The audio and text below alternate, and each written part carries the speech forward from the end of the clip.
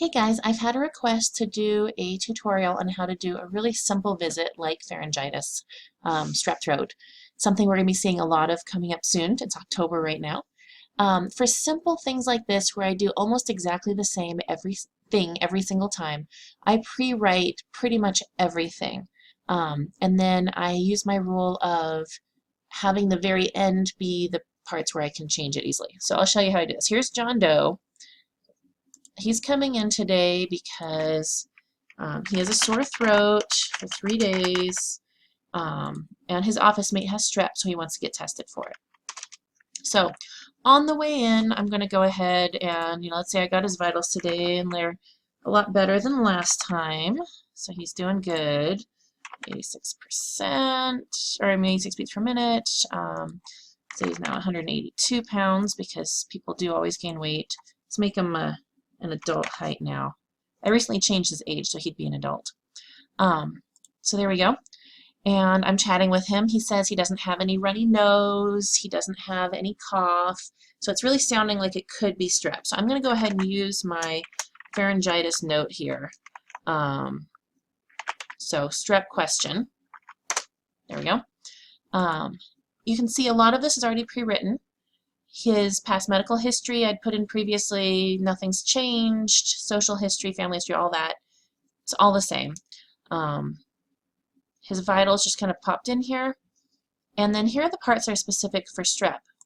Review of systems is hopefully same for everyone, because if someone has shortness of breath and cough, I hope I'm not diagnosing them with strep. I put no rash here to remind me to ask rash. If they do have a rash, it's easy, just delete it and say sandpaper rash on chest. There we go. And then down here, typical exam for someone with pharyngitis, I can easily go to the very end here and do right greater than left, lymphadenopathy, right greater than left. Any places in there where I need to add a little something, I try to put it at the end of the line so it's easy to find. So now you'll see there's some blanks in here. I like to always handwrite the subjective because, I don't know if that's just my style. I like to put in what the person's actually saying. I know there's some generic ones you can put in, and I actually have a generic one for UTI because pretty much every woman says exactly the same thing. But sore throat usually has a little bit of variation. So sore throat times 3 days. Coworker with positive strep on antibiotics, would like to be tested, fever 2101, mild nausea, no vomiting, and then review of systems has the rest that no shortness of breath, etc. And then the other variability is, what did the strep test show? Was it negative or was it positive? So let's start with the easy one. Yay, rapid strep test was positive. We all have a good day because that's a quickie. So now I can just do strep positive. Done.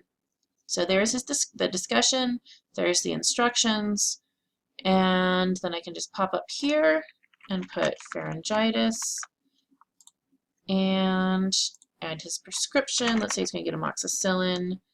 Should all be pre-written in here. 500 3 times a day. Number 30, 0 refills. Typically the pharmacy is going to be saved. Oops, right. So see, he reacts adversely to amoxicillin. Maybe I shouldn't do that one. So thank you for reminding me, EMR. This one thing I like about this EMR, it has almost no reminders like that, and so I don't get fatigued by it, and I actually pay attention to them. So I'll prescribe something else, but as you can see, quick, and he's done. So let's say he actually had the rapid strep test, negative. So that's a little bit less convenient. Oops, I actually took out here the discussion heading. So let's go ahead and put that back. And so now let's do his pharyngitis. So let's say he's very reasonable. He understands that he could have something else. It may not be strep. He wants to wait on antibiotics. He's not actually suffering very much. He's going to be fine.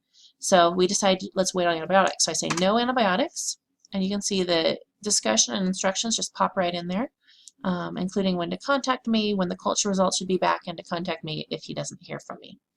And then same thing here, he still has acute pharyngitis, and I just sign off on it, and I'm done with the note. let's say he had rapid strep test negative, but he threw an unholy fit and said he must have antibiotics, or let's say he's really, really suffering and so I feel sorry for him. And so we decided to go ahead and do the antibiotics. So there we go, very much wants the antibiotics, and then here you can see I put in the other instructions that I'll contact you with culture results in 2 to 3 days. If I don't, contact me. If the results are negative, we'll stop the antibiotics. If they are positive, finish the entire course of antibiotics. Now here's something interesting. Anytime you highlight something in MDHQ, it offers to create a chart part or a task, facts, whatever. So I really like this because the first time I did a note about strep, I just made it really generic. And then I just clicked on create chart part template for the part I wanted to keep. So let's say, you know, this is the first time I'm seeing someone who is demanding, whoops, my computer just froze. There we go. Bad time for a computer freeze. First time I've seen someone who's demanding antibiotics with a negative strep. So I can just go ahead and click create a chart part, and now I never have to write that out again. So nice and handy. So let's say today his rapid strep test was negative. So here's all his instructions.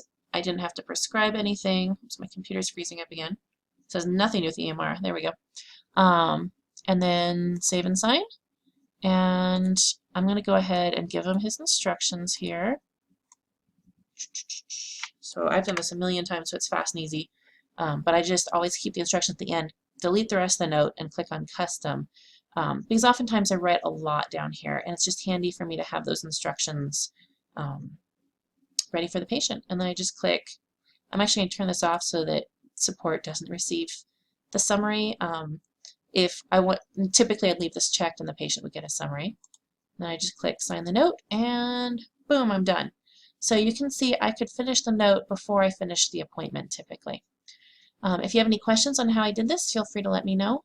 But otherwise, there's how you do a quick and easy strep or not strep visit this winter.